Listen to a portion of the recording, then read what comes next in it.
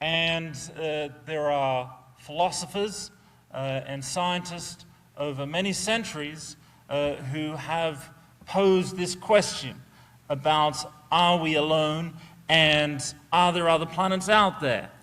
And so one of those is somebody who you may have heard of named Giordano Bruno.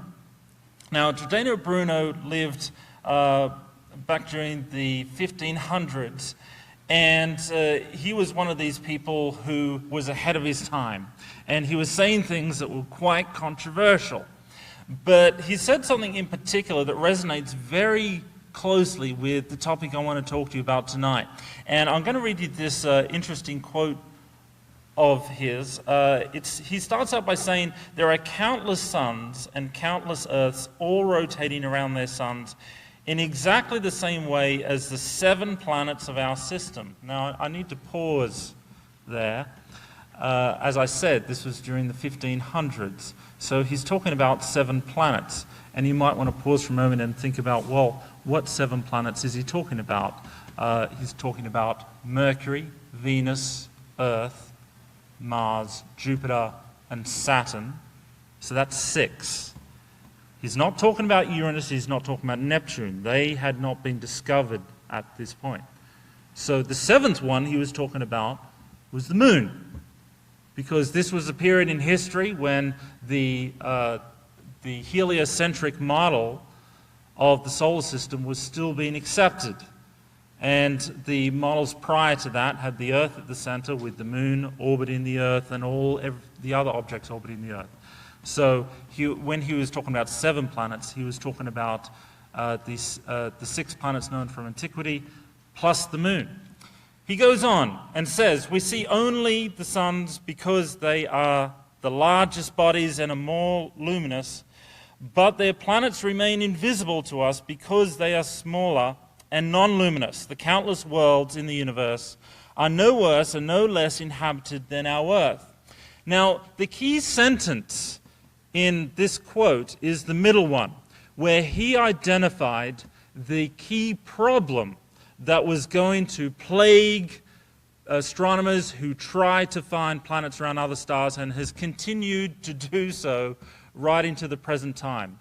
That is, he said that the planets are invisible to us. Why? Because they're right next to a very bright object and they're lost in the glare of that object. Ideally, of course, what we would like to do is directly detect these planets. We would like to be able to take pictures of them. And that is something that we are progressing rapidly towards. But it is very, very difficult to do because they are lost in the glare. And so he recognized that direct detection is a significant challenge, and it is something that we've had to contend with all these years. Over the past century or so, there have been other ideas about how we can get around this problem that Giordano Bruno identified. And that is, if we can't directly see the planets, perhaps we can indirectly see them. Indirectly meaning that although we can't see the planet itself, we can infer its existence because the planet has an effect on the things around it. And the most obvious thing is that it has an effect on is the star that it's orbiting, because that is something that we can see very well and that we can measure it and infer the presence of a planet.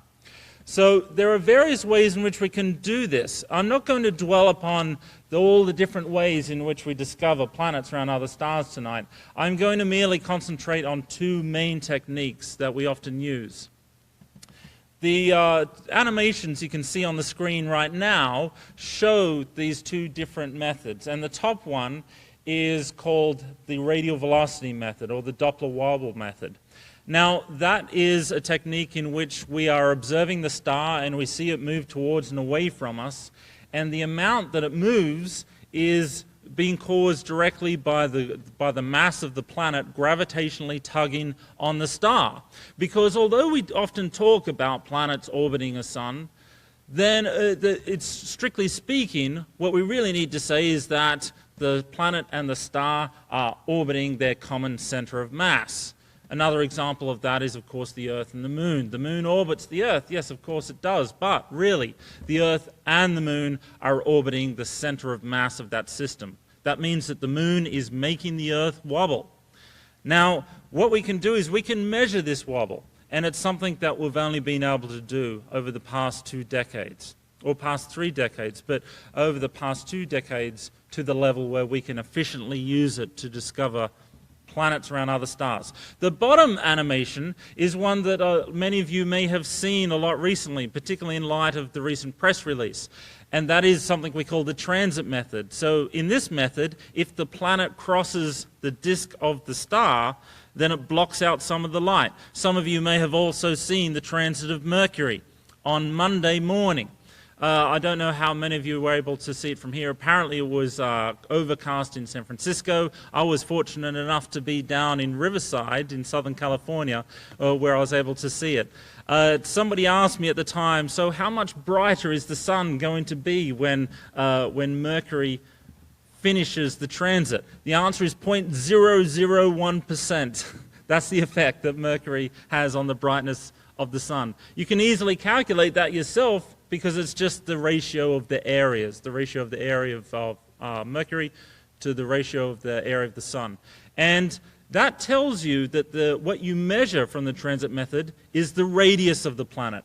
The top one depends on the mass, so you measure the mass of the planet. The transit method tells you the radius. Those two are very complementary. You put them together and you get a measurement of the mean density of the planet. And then you can do some exciting science with that.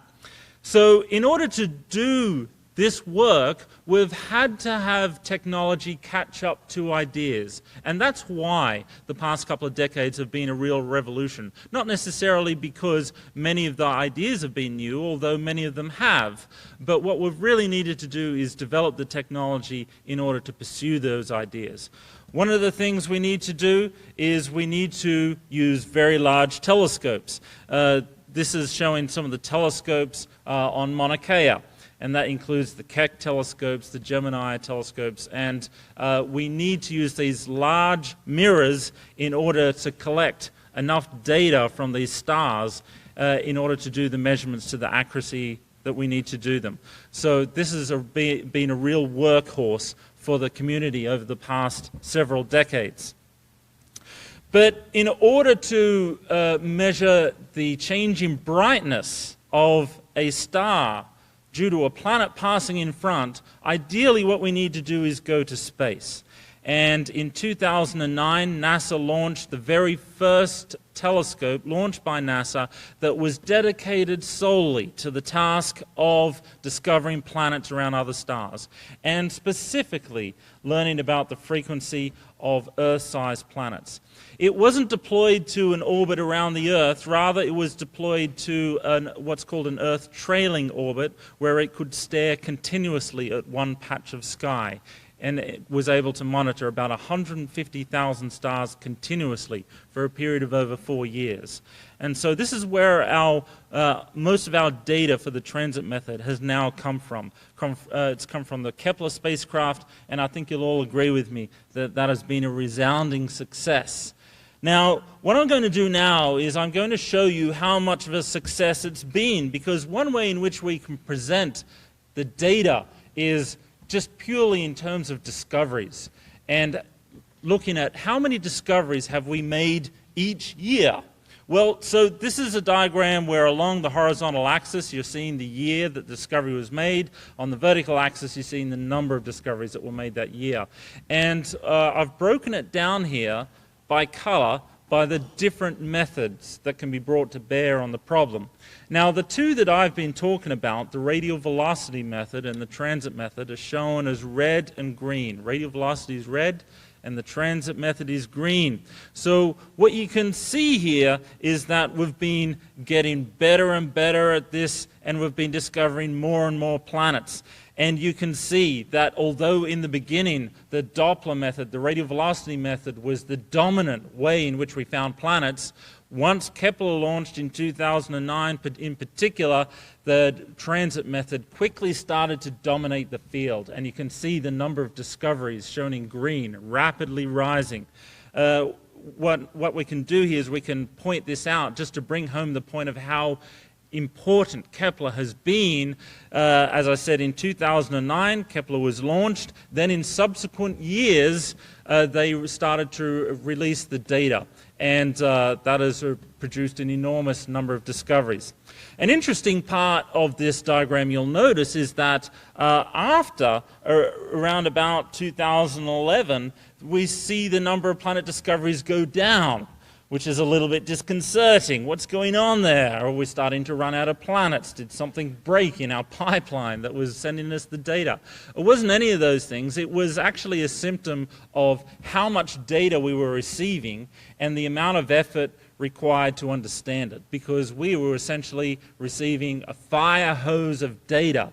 And it took us a long time to try and understand it. The other part to this is that the radial velocity method, which was previously mostly being used for survey work, discovering new planets, those experiments, at least part of their time, was being brought to follow up the Kepler discoveries so that we could determine the mass of those planets as well as their radius. Because those were smaller than any planets we'd found before. And so there was much more science to learn from that. Many of you will notice also that this chart is out of date. So what we need to do is get the latest data and see what changes. So this is what the chart looks like now. Some of you may have already seen the effect of the announcement that happened on Monday. So there have been a few things which have occurred here which have some significance to them. Firstly, in 2014, there was the announcement of 800 new confirmed planets from Kepler, and just earlier this week there was the announcement of 1,200 new planets. Now, one of the things I should stress about this is that the way in which the Kepler system works is that it detects something which looks like it's a dimming of a star, and it classifies that as a candidate waiting to be followed up. And sometimes we need to do a lot of work to follow up each of the Kepler candidates one by one to confirm them. Once we do that, we move it from the candidate list to the confirmed list. Now, sometimes we develop very clever ways to confirm many, many candidates at once. And at those times, we can move many hundreds of candidates over to the confirmed list all at once. So I want to be clear about that, because you can sometimes get the impression that Kepler has all of a sudden discovered 1,200 new planets. What's actually happened is that these were candidates that we had sitting in front of us all along. We just had no way of knowing if they were real or not, or if there was something else going on that mimicked a planetary signature. And so these new clever ideas have allowed us to confirm many of these planets at once. And so now we're up to more than 3,000 planets that have been confirmed just over the past few decades. I'll show more of that in a moment. Before I show that, I want to show you a different way of looking at this data, because as I said, I really want to convince any skeptics in the room that this is an exciting adventure we're on right now in our lifetime. So what I'm going to do is I'm going to show you the data a little bit differently. Once again, on the horizontal axis, it's the date of discovery.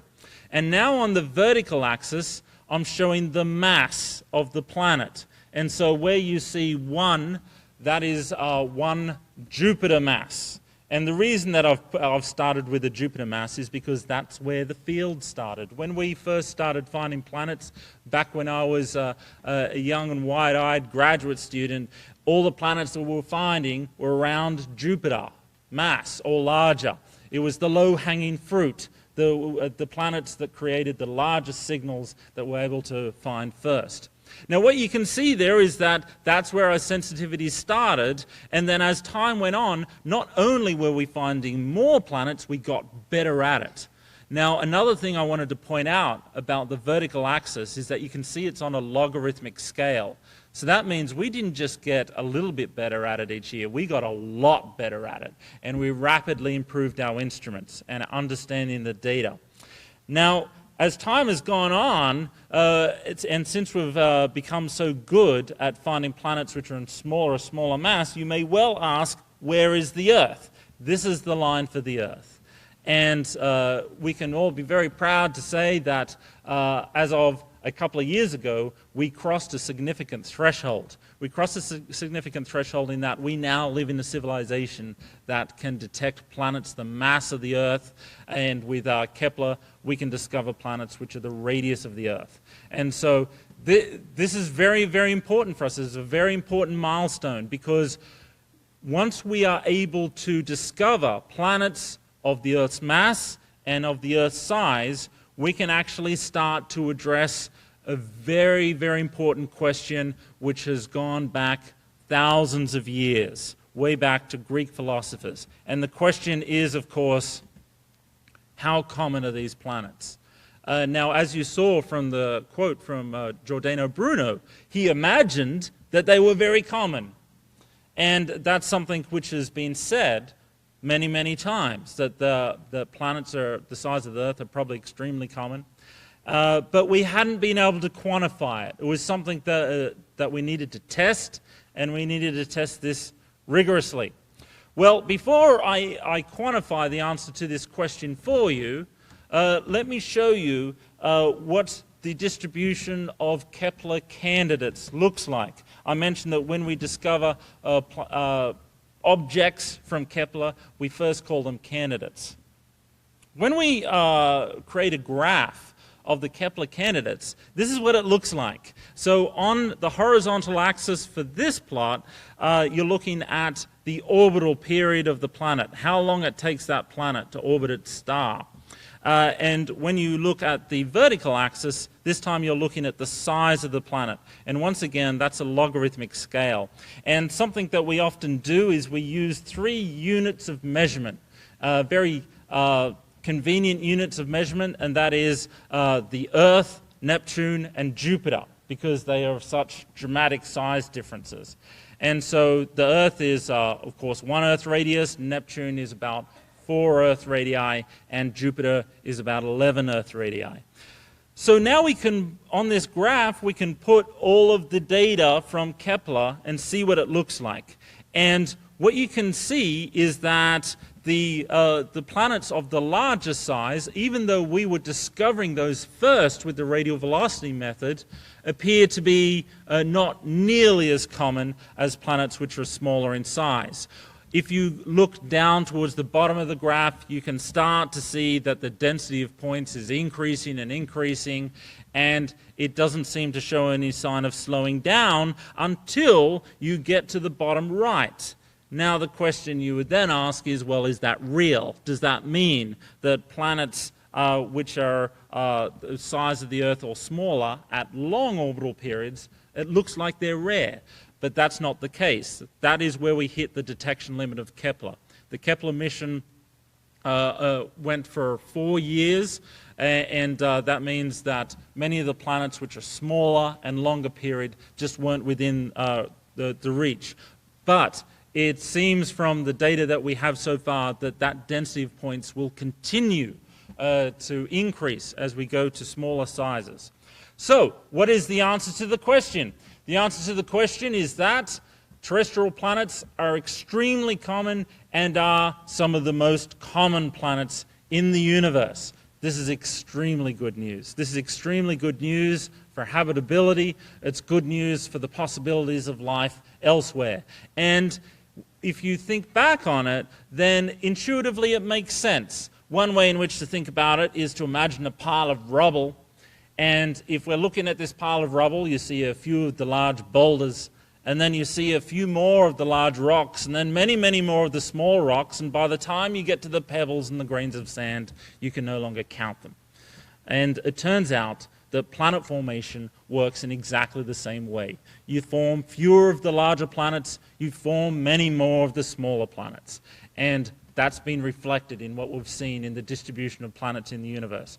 So this is fantastic news. Like I said, the number of planets that have been confirmed is now over 3,000. And we still have around about 4,500 candidates waiting for us to look at in more detail. What I can tell you is that the work that's been done so far on the Kepler candidates shows that around about 90% of them are real. That's a very good rate of real planets to false alarms. And so that means in reality, our society has discovered well over 7,000 planets at this point. So this is a remarkable difference from when I was a teenager during the 80s, and we were sending missions out to the various planets of our solar system, which I was very excited about. It motivated me a great deal, but it's been very interesting to live almost equal amounts either side of this boundary of not knowing of any other planets other than the ones in our solar system, and now being able to stand up here in front of all of you and talk about more than 7,000. To me, it's still extremely extraordinary. Now, what I want to do is I want to start to tell you about more specifics about this search. And as I said, I've been working on this for more than 20 years. I've had the great privilege of being able to be involved in a lot of different aspects of the work. And the work that I do has more or less evolved into three main categories. And I can describe the categories as follows. The first category is planetary detection. That's the most obvious one.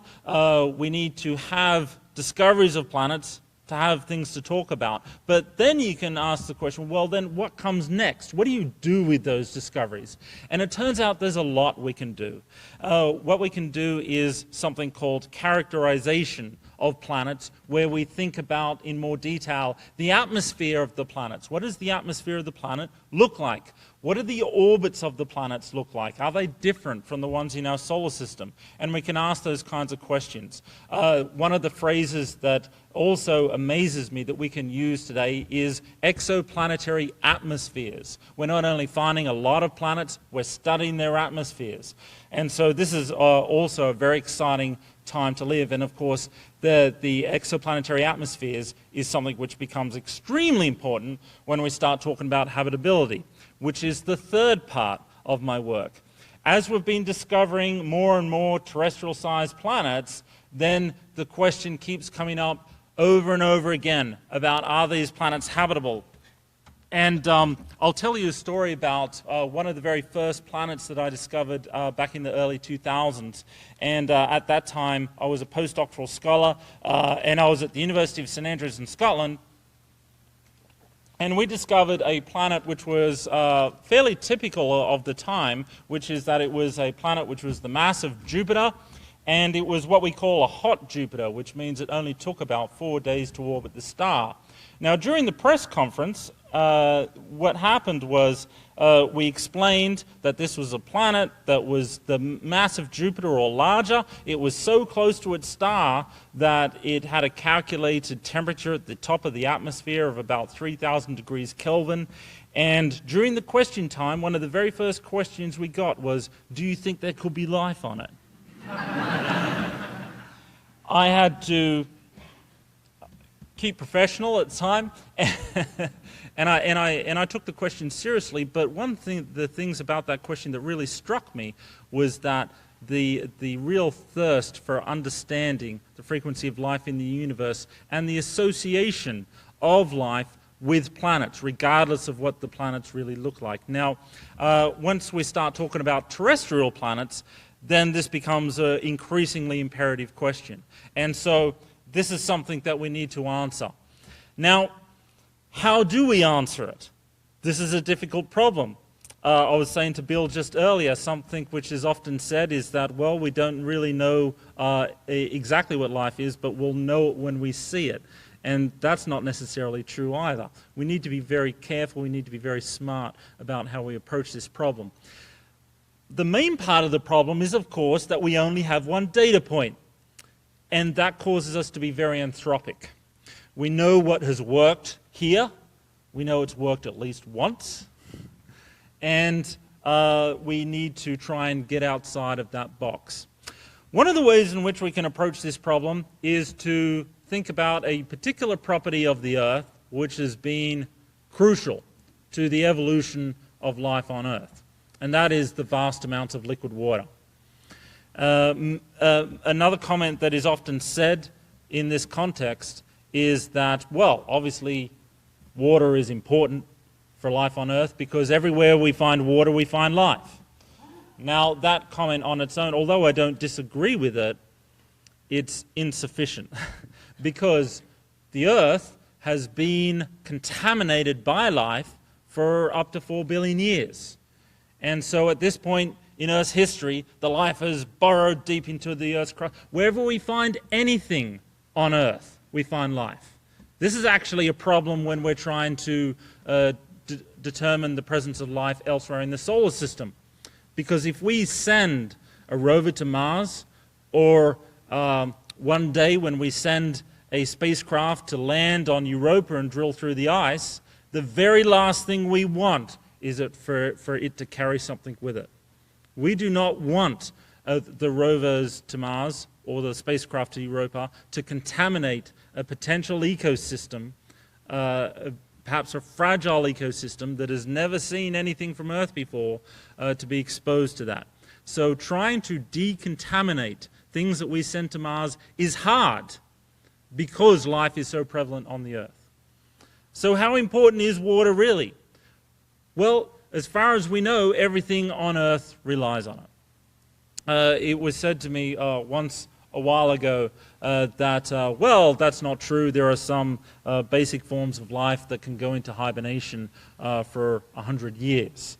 And I said, what happens after that? And they said, well, they dehydrate and die. I said, well, in other words, they need water. So everything needs water as far as we know. There is good news about water, and that is it is extremely common. We see it all throughout the solar system. Hydrogen and oxygen themselves are very common. But we see water all throughout the universe. We can see water vapor lines, molecular clouds. We can see cases of liquid water oceans elsewhere in the solar system. Europa is one example, which I mentioned before, and Enceladus is another one. But I'll talk more about those in a moment. But the good news is that liquid water is common. It is also a very neutral solvent in which to have biochemical reactions. And so liquid water, so far as we know, although it may not be unique, in other words, there could be other environments, other liquids which promote the formation and evolution of life, it has been very important for us. And it is common. And it is a great way in which you can have biochemistry occur. So from that standpoint, looking for other places that have signatures of liquid water seems like a good starting point in order to try and address this problem, since we know it worked once. Part of the reason that we're so obsessed with this is, as I mentioned, the case of Mars. Mars is different from Earth in many ways. It is half the size of the Earth, and it has a far less substantial atmosphere. And as you know, we've been sending a lot of spacecraft to Mars, and hopefully that will continue well into the future. And the reason that we're doing that, of course, is because we have very good reason at this point to believe that Mars once looked like this. This is an artist's conception, of course, but it's based on what we understand about the topography of Mars, in that it has low-lying areas in the northern hemisphere and not so much in the southern hemisphere. And there's very good evidence to suggest that it had liquid oceans in the past. Did it have liquid oceans long enough to have biochemistry occur? That's the question that we're trying to answer, and look for evidence of that kind of biochemistry occurring in the past. This is extremely important. This is extremely important because if we can find a case of an independent evolution of life under the assumption that Earth and Mars haven't contaminated each other, which they well could have, but if we're able to establish an independent case of life evolving, then this is obviously extremely good news about other independent evolutions of life, and allows us to start quantifying a question beyond the question of how common are Earth-like planets to how common is life in the universe. As I mentioned, there are other places for liquid water that we can look to. I mentioned Europa several times. Some of you may be familiar with a very small moon orbiting Saturn called Enceladus. And it was mentioned earlier that you've heard some talks from Carolyn Porter about that recently, and she's done a lot of great work with the Cassini mission on this. One of the things I particularly like about Enceladus is that it has what we call cryovolcanism. Cryovolcanism, just what we understand about volcanism, but it's blowing out water into space and feeding the rings of Saturn. It was pointed out to me that I shouldn't be using the word cryovolcanism because it mixes Greek and Latin and breaks certain rules of grammar, but I love the word anyway. I encourage everyone to use it. Cryovolcanism. So Enceladus is a fantastic other location in our solar system where we could look for life. Now let's go back to this liquid water. How are we going to use this to address the problem? What we can do is we can try and use it to define something called the habitable zone.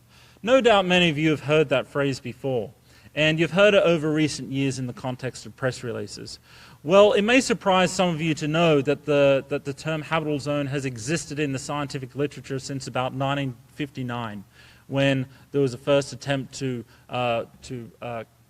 quantify what the boundaries of the so-called habitable zone were from UC Berkeley. And over the years, as computing power became more accessible and atmospheric models became more developed, there were folks during the 80s and the 90s who were bringing these climate models to bear on the problem of calculating the boundaries of the habitable zone, the region around a star where if you had a planet just like the Earth that had the same kind of atmospheric pressure, that the water could remain in a liquid state. Sometimes you hear it referred to as the Goldilocks zone, where it's not too hot, not too cold, it's just right. So the thing to notice, though, about this definition I've shown up on the screen is that I've highlighted two key words. They are could and if. So those are highlighted to really bring home the whole uncertainty in this endeavor, that we are approaching this problem from looking something which is just like the Earth, but that may mean that we miss a lot of things. And we have to keep an open mind about this. Another thing to keep in mind about this is that I've already mentioned several cases of liquid water in our solar system that would not be that are not in the habitable zone of our star. The reason we don't consider those cases is because those examples are all moons of giant planets. And what we're really using this for is a target selection tool to tell us where to look next. We need to find a planet that has a signature that we can remotely detect. If we cannot detect the presence of liquid water from a distance of about 10 parsecs, then it's of no use to us. We won't know it's there. And so we need a planet with an atmosphere. It is insufficient to have a moon orbiting a giant planet that even in our own solar system we can't tell necessarily that the liquid water is there without actually going there.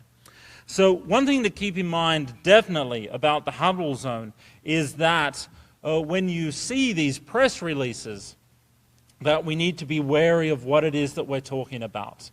And that's where this if and the could come into play. Now, sometimes you'll see a press release and it'll apply not so subtly at all that we have discovered planets that are habitable. And depending on who you're talking to, that there might be a great deal of confusion around that. That confusion is natural. The habitable zone implies the zone in which planets are habitable. That's not what it means. It means if a planet was like the Earth, it could have liquid water, and that's all it means. But when we're comparing the phrases planet in the habitable zone and a habitable planet, there is an enormous information gap between those two phrases, an enormous gap. And it is currently a gap which we cannot cross. And so you mustn't let anybody convince you that we've crossed it. We haven't crossed it. In the years ahead, we're trying our best to do so, but that is a discovery for another time. And what we're doing right now is we're working towards that. So we can present the habitable zone in a way that is very useful for us if we're not just talking about the sun, if we're talking about all of these different kinds of stars that we're observing with Kepler and trying to understand about what kinds of distances you'd need to be from the star in order for the planet to be in the habitable zone. Well, it would be very little surprise to any of you that it depends on the star. Because if the planet is in orbit around a cool star, then it needs to be very close to its star. If it's orbiting a very hot star, then it needs to be further away. And so the extent of the habitable zone depends on what kind of star that you're looking at. And on this diagram here, those are some little artist pictures of some of the planets which have been found in the habitable zone. One thing I do want to also mention as a gratuitous advertisement for something that I've been providing as a service to the community for some years now. Since I started working on the habitable zone, I realized that I could provide this information to the community and to the public. And so I have a website called the Habitable Zone Gallery, hzgallery.org. It has pictures, some of the pictures that you've seen and will see in this talk are from that website. So you should feel free to go there and look at the movies and the updated information about which planets we currently know are in the habitable zone. So what I'm going to do for the remainder of my time is I'm going to present to you a few more caveats or a few extra things for you to think about. I've already told you that the habitable zone, when we talk about planets in the habitable zone, that is based purely on the Earth and may not even apply to a planet that's even the same size as the Earth in another system. We won't know for some time. One of the problems that we need to deal with is that, like I said, we're looking for this kind of a planet. This is, of course, the Earth. Now, our solar system has an amazing feature that we haven't seen in most other solar systems, and that is there's this extraordinary gap. And what I mean by that is extraordinary gap in size. So if I wanted to go to the next largest planet, the next largest planet beyond the Earth is Neptune. Earth is the largest terrestrial planet, and the next planet is Neptune. Neptune is about 3.9 Earth radii. And that's an enormous difference in size. So why is that such a disturbing thing? Because Kepler has told us that that's a little bit weird. If we look at the distribution of sizes from Kepler, then we see a continuum. We don't see a gap. We don't see a jump from something which is 4 straight down to 1. And when we look at different sizes of planets, so if you look at this diagram, you can see the Jupiter at about 11 Earth radii. You can continue down in size until you finally get to Neptune, which is 3.88 Earth radii. Then we need to continue all the way down to the very bottom left to find Earth. There's all kinds of planets in between. And how come we don't have one? And this is a difficult problem because we don't fully understand when a planet stops being terrestrial and starts being a gas giant, because we don't have anything in between. These are sometimes planets that we call super-Earths or mini-Neptunes. We have to make these ridiculous names because we don't have a planet in between. We could have had one. When the asteroids were first being discovered, several hundred years ago, with the use of telescopes, there was a thought that those asteroids were from a planet that had existed between the orbit of Mars and Jupiter, and something catastrophic had happened to it. There was a name for this planet. The planet was given the name Phaeton, and there was this whole history that was told about Phaeton. And that at some point in its history, catastrophe struck. That's not what happened in our solar system. We now understand that the reason that we don't have a planet between Mars and Jupiter is because it never could form in the first place, because of Jupiter. The effect of Jupiter, that's something which we call orbital resonances, but the gravity of Jupiter prevented formation in that gap between Mars and Jupiter. If not for that, Mars could have been larger, we could have had an additional planet, we could have addressed this problem, and we see them frequently elsewhere. You recall that from one of the earlier diagrams that I showed that giant planets are relatively rare, smaller planets are common, and we see many planetary systems that consist of mostly just small planets. And that's where we see these super-Earths, these mini-Neptunes. The problem with this is that we don't understand what their surfaces might be like. We don't know what the atmospheric pressures might be like, so we don't know how to use the habitable zone in those cases. So a lot of the time you'll see a press release for a planet which is only 50% larger than the Earth. Surely that must, if it's in the habitable zone, must have life on it. We have no idea if it even has a surface in the traditional sense. We certainly have no idea if it has liquid water on the surface, and don't let anybody try and even talk to you about habitability at the surface at this early stage. So that's something to keep in mind about this new learning curve we're going through in trying to understand these different kinds of planets. Fortunately, we are finding planets which are similar in size to the Earth, and one of those is the one that Andy mentioned during his introduction, Kepler 186f. And this is a planetary system where the outermost planet that we've discovered is only 10% larger than the Earth. That's something where we can say with a great deal of high probability that it is terrestrial. And since it is in the habitable zone, that's perhaps one of our best bets yet, although we don't know for certain. But it doesn't stop us from making beautiful, beautiful artist conceptions. In fact, I have seen the work of the folks at NASA who make these beautiful animations. So here's one where we're in a spaceship. We're flying through the Kepler 186 system, and this is using actual made-up footage of what this whole system may look like. You'll notice that the inner planets look fairly bland. We don't care about them. They're not in the habitable zone anyway. But we're going to go out to Kepler 186f because Kepler 186f is at the far side of the habitable zone. We've given it large ice caps at the poles. Maybe it's a little bit colder. We've got continents and oceans there. We don't know, but it's something for us to imagine based on what we know about the Earth. Once again, going back to our original starting point, our anthropic situation. Another question that sometimes comes up is having more than one planet in the habitable zone, because we do see that also. We see systems that have multiple planets in the habitable zone.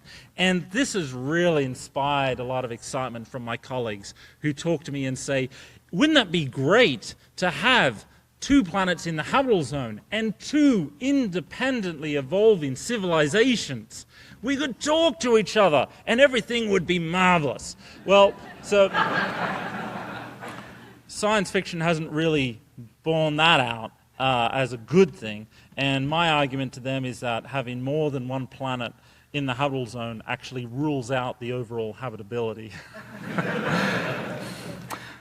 Now, there is a far more serious problem that we need to deal with, and that is the fact that if we are using a technique from Kepler to look at the size of planets, and that's most of what we learn about the planet, then we need to remember something, that we have an incredible dichotomy within our own solar system, and that is, of course, Venus and Earth.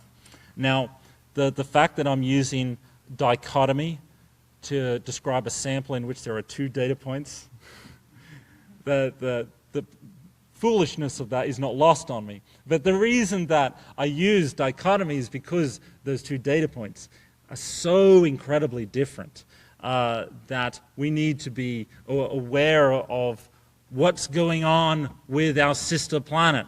For those of you who don't know, the surface of Venus is around about 800 degrees or 850 degrees Fahrenheit, and it has an atmospheric surface pressure of about 90 atmospheres.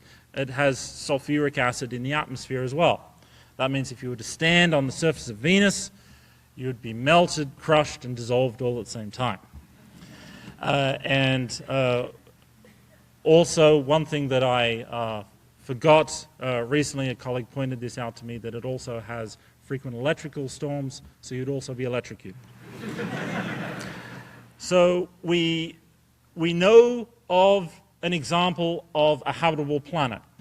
We also know an example of hell, of what that looks like. And these two planets formed and evolved in the same solar system, perhaps with very similar starting conditions. And we need to understand what the difference is between Venus and Earth. How common is a runaway greenhouse, or at least a natural runaway greenhouse, not a man-made one. That's a different conversation. But how common does a runaway greenhouse occur on a planet which is the same size as the Earth? What this means is that when we look at our Kepler candidates and we find a bunch of planets which is the size of the Earth, that is equivalent to saying that we're looking at a bunch of planets which are the size of Venus. It's the same statement because they're the same size. And so we need to understand what the contamination in our sample is from Venus, analogs in our data. And this is something that will be revealed in years ahead because of telescopes like the James Webb Space Telescope, when we are learning more about their atmospheres. That will be the key that unlocks it. That will be the key when we start seeing these differences in atmospheres and we're able to identify these strong carbon dioxide lines as opposed to water vapor lines, methane lines, the kinds of things we find in the atmosphere of the Earth. So this will be very interesting in the years ahead. One last example I wanted to give you of an interesting planetary system that has been discovered over the recent years, and that is the discovery of planets which are orbiting not one star but two. Now that, of course, has been depicted in science fiction for a long time. But it's always been something which has been a little bit of an Achilles heel for planet formation because it wasn't absolutely clear that you could form planets in environments where you had more than one star. And that's a particular problem since we know that perhaps as many as half as the stars in the galaxy are multiple stellar systems. Say, for example, one of our nearest neighbors, Alpha Centauri, has a companion. And we don't. Are we just fortunate? Does it even matter? And what we've found is that these systems can also have planets. The Kepler mission has identified numerous planetary systems which are orbiting two stars, which are very close together at the center. So that's been incredibly exciting. What does that mean for habitability? That's something that I tried to address a couple of years ago. I calculated the extent of the habitable zone for 2 stars instead of 1. The difficulty with that is that everything's dynamic. These stars are orbiting each other, the planets are moving, everything is moving, and so the habitable zone keeps moving. It's pulsing in and out. And so trying to understand this was difficult.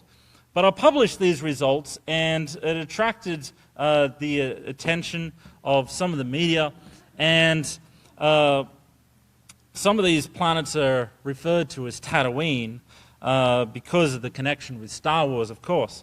And when I've spoken to media over the years, I've learned that many of them just want 2 minutes of your time, just ask you a couple of questions, and they're done. They're in a rush.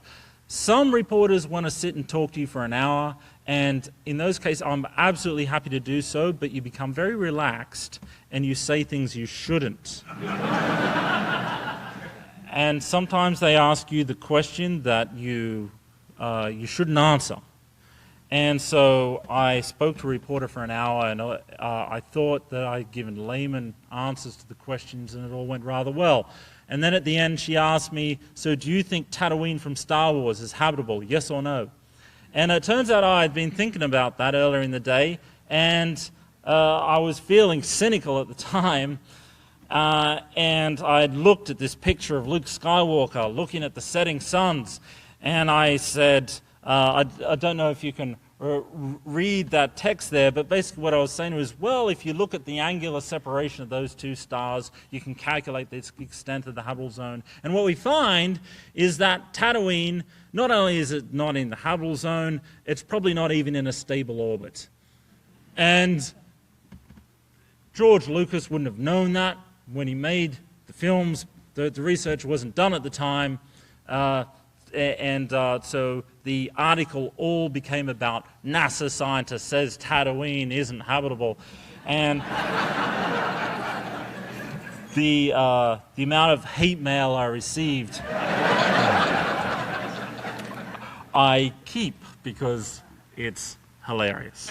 But I learned that it's not just politics and religion, that Star Wars and Star Trek are off the table as well. So, all right, so now I want to finish by just telling you what's coming up.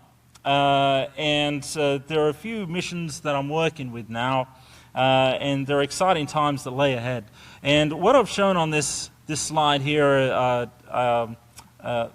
mostly, well, they are all artist depictions because these are talking about missions which are mostly not launched yet. The first one in the top left is an interesting one because it's not actually an exoplanet mission. In fact, it's not even NASA.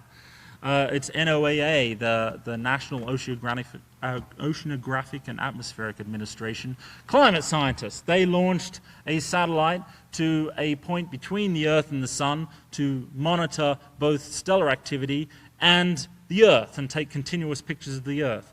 Well, in my infinite wisdom, I decided to annex this climate satellite and use the data to study Earth as an exoplanet. Because it was actually a very interesting time, and still is. Some of you may have seen the beautiful pictures it's produced of the entire daylit side of the Earth. What we can do is we can reduce that data to a single pixel to simulate exactly what we expect to receive from future imaging missions of exoplanets, and see if we can recover things like the rotation rate, the Earth's obliquity, because these are key things which affect the climate and the habitability at the surface. So in the top right is a very exciting mission called the Transient Exoplanet Survey Satellite, sometimes just referred to as TESS. It's going to be doing what Kepler did, but for the entire sky, for the brightest stars in the sky. And that's fantastic because since they're the brightest stars, we'll be receiving very high quality data and we'll be able to follow them up in ways that we haven't been able to do with Kepler stars. The bottom left will be the telescope that follows up TESS stars, and that is, of course, the James Webb Space Telescope. The James Webb Space Telescope is going to do extraordinary things for studying the atmospheres of exoplanets. And this is actually a key point where we come back to why the habitable zone is so important. Because very selfishly, from my own science, I would love to think that the James Webb Space Telescope is a dedicated exoplanet mission. That is not the case. It is a general purpose instrument that will be heavily oversubscribed. And so what's going to happen is that the community is going to need to make tough decisions. The time allocation committee for the JWST will come to the exoplanet folks like myself and say, give me your 5 best targets. And that's what we'll do. And what I'm going to do is I'm going to tell them to look at the ones which are in the habitable zone, because those are my best chance of seeing something which looks like a signature of biological activity. Ultimately, what we want to do is sample all kinds of planets, and we will eventually. But with limited resources, the first thing we're going to do is look at the planets in the habitable zone, and that's what it's for to give us a place to look in order to actually test these ideas. The last one on the bottom right is a European counterpart to TESS, which I'm also involved in, called Cheops. And that's going to be launched, all 3 of TESS, JWST, and Cheops will all be launched in 2018. So this is right on our doorstep. These new data sets are coming. And so this will be exciting years between now and the end of this decade, when we'll be learning even more about the planets we've been discovering. So the final thing I want to say to you all is the part of the interesting aspect of this, the way in which exoplanets, I've seen it evolve over the past several decades, is how the whole field has started to merge the disciplines. When I started, I was a pure astronomer. I had no idea how to talk to a geologist, and in many ways I still don't. And I was discovering planets which were the mass of Jupiter, and I didn't require really those conversations. Now we're discovering planets which are terrestrial in size, and there are communities, the planetary science community, climate scientists, geophysicists, who have been studying terrestrial planets for a long, long time, and there is absolutely no sense in reinventing the wheel. And so what's happening right now, what we're seeing happen is that exoplanets is hitting a wall in the limit of its ability to characterize planets that are terrestrial in size. But the good news is there are many people who do know how to do that. So what we're seeing right now is that in the years ahead, when I start to gather data that shows a signature in the spectrum of an atmosphere, I won't know what that means. But the person down the hallway in the geophysics department might. I'll go to him and show him that signature and say, what does this mean about what geological processes on the surface could produce that in the atmosphere? And it's a very exciting time to have this collaboration between these people in different disciplines. And so even though some of us have been dragged kicking and screaming to the table to try and understand each other's dialogue, it has made a lot of progress. And so it's great that this is happening. And because what I've shown you in this talk is that, as for example shown on this slide, is that planets can have a similarity in size, but that's where the similarities can end. And this is what we need to understand in the years ahead.